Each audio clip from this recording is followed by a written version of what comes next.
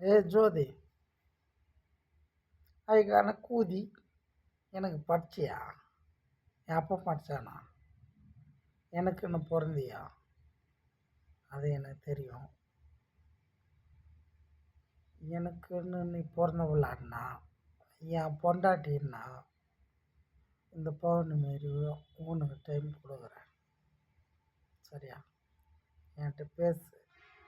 இல்லைன்னா எப்படியா உன்னை எப்படி தான் திட்டுவேன்னு தெரியாது. நான் யூடியூப்லாம் வந்து திட்டுறது எப்படியா? என்ன மாதிரி யாராச்சும் லவ் பண்ணிருக்கானா? யூடியூப்லேயும் ஃபேஸ்புக்லேயும் இன்ஸ்டாகிராம்லேயும் அவனை லவ் பண்ணிருக்கான். அட ஃபோனில் லவ் பண்ணுவான், இன்ஸ்டாகிராமில் லவ் பண்ணுவான். அது எப்படின்னானு ஃபோன் பண்ணி பேசுனா சந்தோஷமாக ஜாலியாக இருப்பாங்கன்னு வச்சுக்க.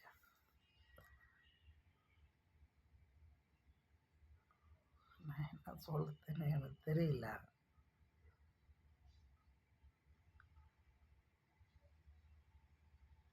நீ எவ்வளோ என்னை கஷ்டப்படுத்திருப்பாரு அது எனக்கு தெரியாது. பட் படுத்தினேன், நான் பட்டேன், கெட்டேன். இன்னைக்கு நல்லா இருக்குன்னா இல்லையான்னு எனக்கு தெரியாது. ஆனால் நீ என் கூட வந்து சேர்ந்தா நான் நல்லா இருப்பேன்னு எனக்கு தோணுது. சரியா?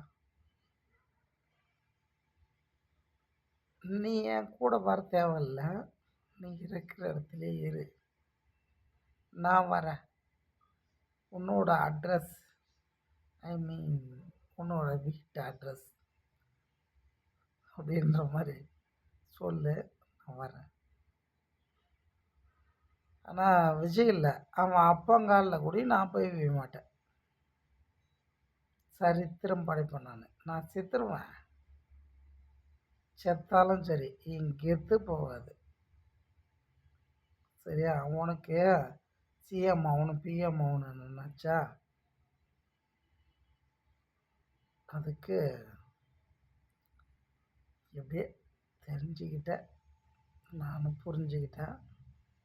அதுக்குன்னு அவன் காலில் போய் நான் வைக்க மாட்டேன். வேணா என் அம்மா காலில் வந்து அவன் விஜய் வீழட்டும், என் காலில் வீ வேணாம், என் அம்மா காலில் வீழட்டும்.